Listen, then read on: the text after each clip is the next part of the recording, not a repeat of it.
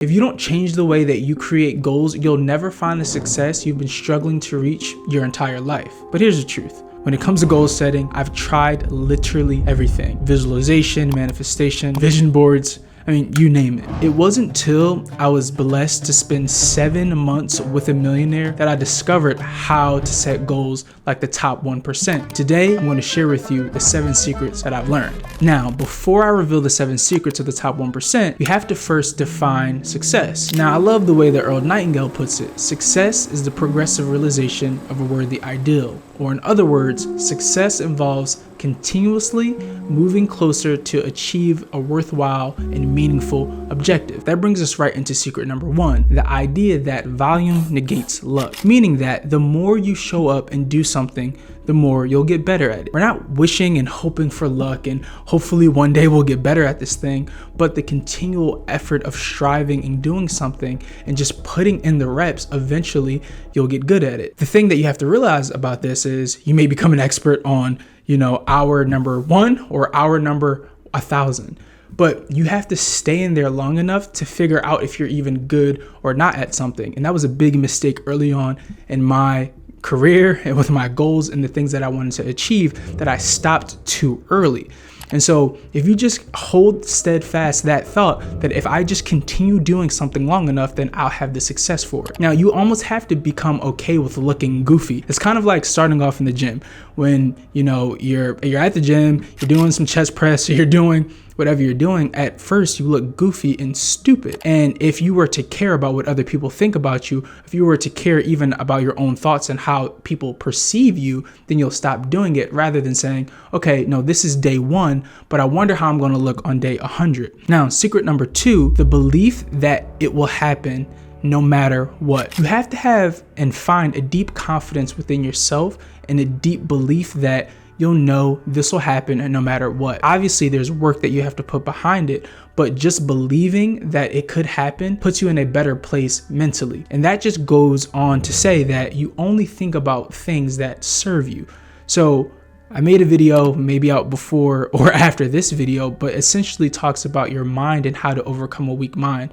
And essentially, the whole idea of that video is the idea of neuroplasticity, that your mind can change and you're able to change your mind to think in certain ways and certain patterns by just bringing captive every thought, looking at thoughts like they're actual things, and then like almost coming outside yourself. And that's why I said this is a little bit woo-woo, but you have to believe deep down in your heart, no matter what, that you will achieve this thing. And what people don't often realize is they don't necessarily have a problem with their goal. They really just have a belief problem. Because the truth is, if you believed 100% that you'll be successful in the thing that you're doing, then you wouldn't stop working at it. And that's why your belief around the goal is very important. Secret number 3, all you have is all you need. Now, I have the pleasure to talking to a lot of people, and something that I realize on really a daily basis is everyone thinks they need something outside themselves to conquer something, that they need to have been born in a certain family, that they need to have these certain tools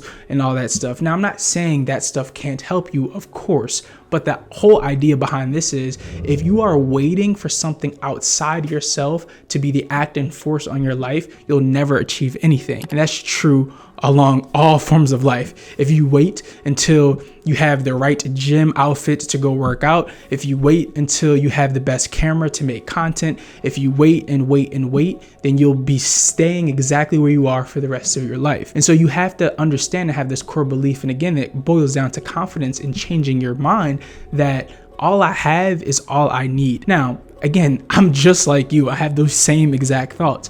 For me, I have a decent camera. I would want, more. I would want 2 angles and do all this and all that stuff. But if I allowed that to stop me, which it has in the past, if I allowed that to stop me, then I wouldn't be actually doing what I want to do, and it's helping people like yourself. Secret number 4, focus mostly on the inputs, not the outcome. Now, that flips goal making completely on its head, because a lot of people want to start with, hey, I want to make $10,000 a month, which is great. That was a goal of mine in the past. That's something that I really wanted to do, until I switched it and said, you know what?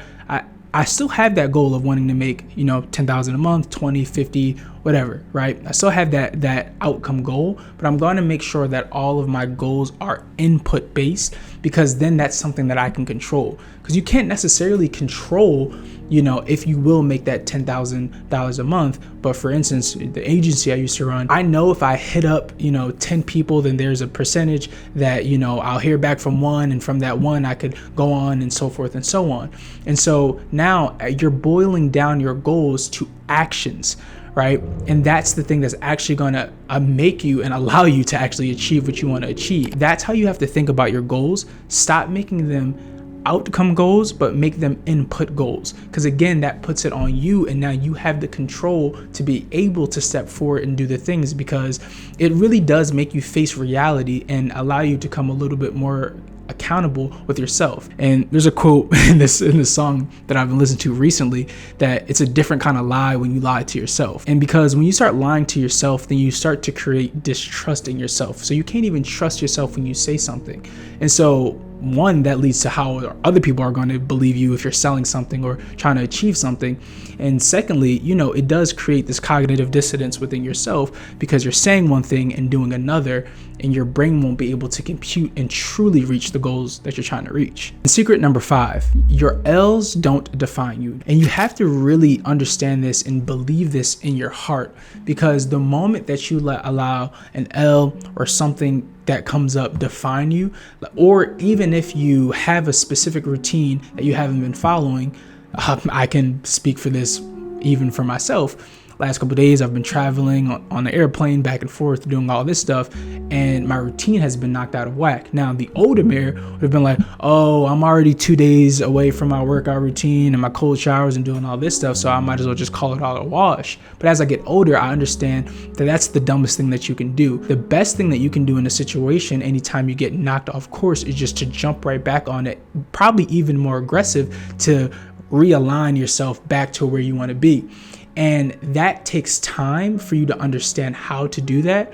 But once you realize that, you know, it's kind of the thing that everyone says, but, you know, look at your L's as lessons. It's true that, you know, there's something to be learned here. And if you do take a major L, I've took tons of them, and hopefully I'll share the stories with you one day. But, you know, during taking these L's or these down times, all you have to do is now just reshape it for your benefit, because dwelling on it is not going to help you at all. And finally, this is one I've pretty much been hinting to this whole time, but genuinely the best way you can boil down all your goals to is massive action. Now, if you've kind of felt the theme throughout this thing, they're all action-based things, because the truth is, you can do all the visualization, you can do all this stuff, and is that beneficial? Yes, I do it. I have a vision board and all that stuff. I think that stuff is important to put it in front of you to know where you're going. But the truth is, you'll never achieve that or reach it if you don't act upon the things that you say you're going to do. And that is really it. You can really end the video here and be good and go on about your life